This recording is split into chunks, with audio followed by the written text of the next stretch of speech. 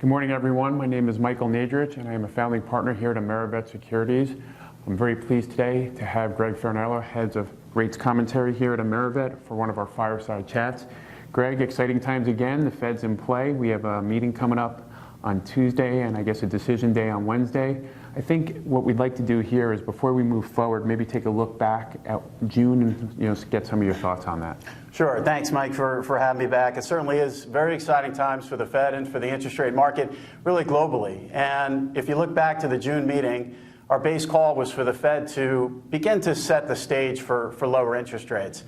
And in that process, you saw a small tweaking of the language. And then in looking at the minutes that came out from the June meeting, you did see that many of the committee members were actually moving toward a mindset of more accommodation.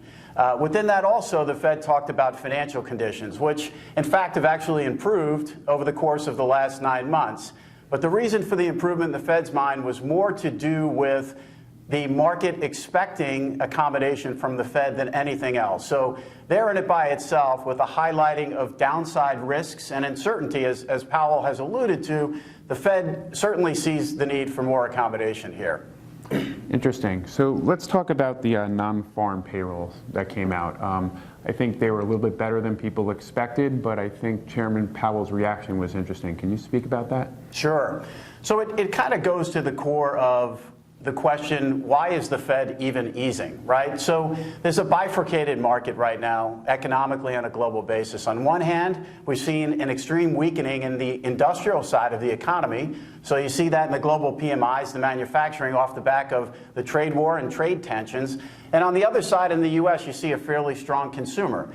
So the market is trying to figure out, in general, although we've been priced for 100% of a cut, there's been a little bit of a debate between 25 and 50. So the payroll number came out at the beginning of July, and the market immediately construed that to mean 25 versus 50. So the probability started to skew, but then the debate sort of lent itself even further to the fact, if the data is this good, why is the Fed easing at all?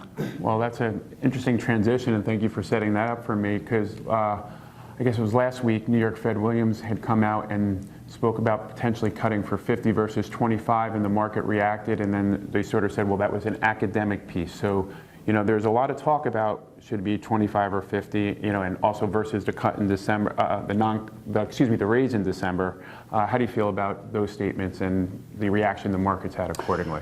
So that's a good question. So we move right from non-farm payroll to Powell's testimony in front of Congress, right? So coming out of the payroll number, we had an extremely sharp flattening of the yield curve, meaning the differential between 2s and 10s flattened dramatically. And that was off the back of the probabilities of 25 versus 50 shifting.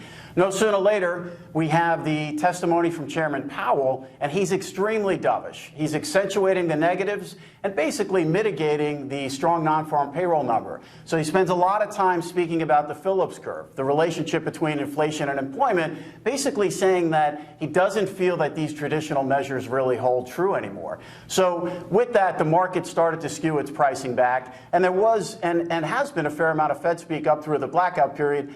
New York Fed President Williams, in general, he used some pretty demonstrative language last Friday, basically saying, let's not keep our powder dry. So the outcome of that was, again, the market skewing back more toward 50, construing his comments to be extremely dovish.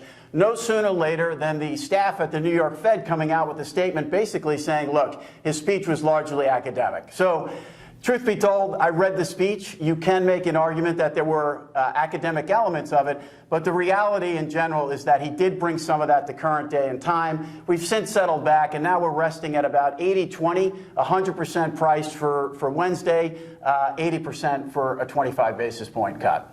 Excellent. So let's dive into something that I think is a little bit more complicated, the ECB announcement and the inverted yield curve. I think that's a little more intense than maybe some of the other stuff we were talking about earlier. Can you give us your take on that? Sure.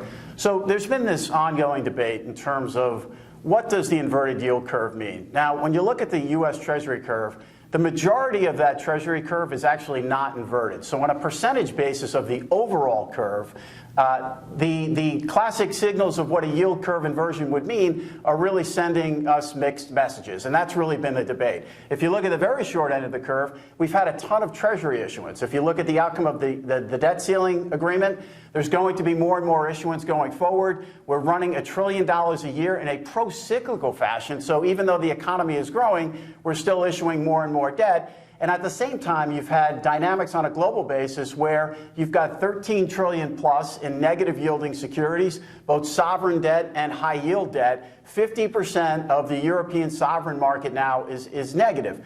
So in the U.S. market, you've had a great deal of flows since the pivot coming out of pension fund accounts, asset liability management. And that has created a very interesting dynamic in terms of the very, very short end of the Treasury curve, which is being influenced by supply. And on the long end of the U.S. curve, we're being very influenced by the global negative yield curve environment. We expect that to continue on a short-term basis. There's really nothing out there to suggest that the negative pool of global interest, especially with the ECB now turning dovish, with the potential for asset purchases going forward. We'll find out that in September. But these dynamics are in the market, they've been in the market, and we expect them to stay in the market irregardless of the Fed outcome. Those are some staggering numbers when you hear them verbalized like that. Okay, so you know how we do it here at AmeriVet, right? We're not, we look at the past, but we put ourselves out there and forward moving. So, you know, what's your prediction here for this meeting, and can you give us some visibility into the end of the year? Sure. So we've been in the 25 basis point camp, and we've been in a 25 basis point camp more along the lines of insurance and risk management. And the Fed has actually used those words. Have we debated the likelihood of 50 versus 25? We certainly have. We've put that out to our clients, and we've had that discussion internally as well. But we still see the argument within the Fed right now. The discussion point in the Fed for this meeting will be more about to cut or not to cut. And if we go with that logic, we see the likelihood of a 25 basis point cut with the option for more down the road to be the most likely scenario. So what does the Fed come and say? They're more than likely going to tell you this is an insurance cut.